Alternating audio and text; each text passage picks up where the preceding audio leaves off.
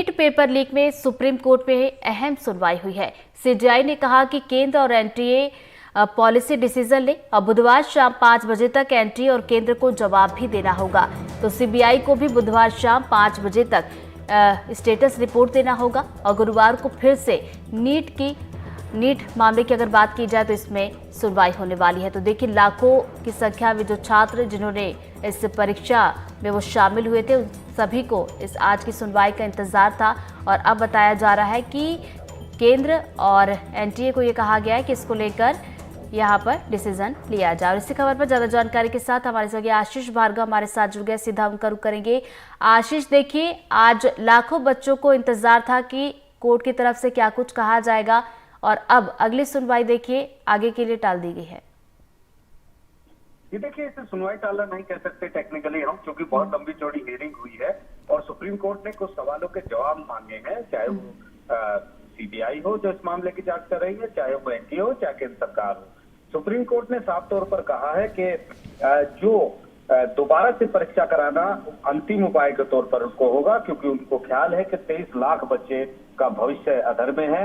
उन्होंने ये भी कहा है कि जैसा कि केंद्र और एनटीए दावा कर रहे हैं कि ये सिर्फ स्थानीय स्तर पर एक कोचिंग सेंटर पे एक सेंटर पे परीक्षा केंद्र पर हुआ है, तो ये सुप्रीम कोर्ट जानना चाहता है कि क्या ये सीमित था, स्थानीय स्तर पर हुआ था, या इसका दायरा विस्तृत था।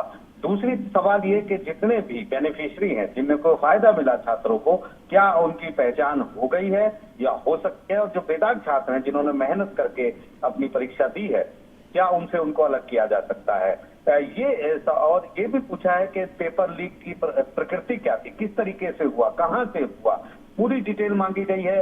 प्रिंटिंग प्रेस तक क्वेश्चन पेपर जाने की लेकर सेंटर तक पहुंचने के, जिनमें विदेशी सेंटर भी शामिल है, ये पूरा ब्यौरा मांगा गया है। साथ ही साथ कहा है कि एक पैनल भी एक्सपर्ट पैनल होना चाहिए जो इन मामलों की जांच करे और भविष्य में ऐसी घटना ना हो उसके लिए भी देखना है। तो ये तमाम चीजें जो है वो बुधवार तक सुप्रीम कोर्ट में दाखिल होंगी और शुक्रवार को सुप्रीम कोर्ट एक बार फिर सुनवाई करेगा। सुप्रीम कोर्ट ने एक बार फिर साफ कर दिया है कि अगर ये सारी चीजें नहीं होती है, बेनिफिशियरी की पहचान नहीं होती है, तो फिर उसे परीक्षा रद्द करने की तरफ बढ़ना पड़ेगा। उन्होंने ये भी कहा है कि किसी भी सूरत में उन्होंने ये मान लिया है सुप्रीम कोर्ट ने कि पेपर लीक तो हुआ है, परीक्षा की जो शुचिता है वो उसके साथ समझौता हुआ है। ये भी उन्होंने कहा है कि अब हमें ये देखना है कि जो पेपर लीक हुआ उसका दायरा कितना था, क्या सभी पेपर लीक में शामिल लोगों की पहचान हो सकती है, उन छात्रों को अलग कर दिया जाए और बाकी छात्रों को काउंसलिंग के लिए तो बिल्कुल एक अहम सुनवाई आज हुई है और अब गुरुवार को भी देखिए इसमें अगली सुनवाई होने वाली है। बहुत बहुत शुक्रिया आपका तमाम जानकारी के लिए आशीष जी।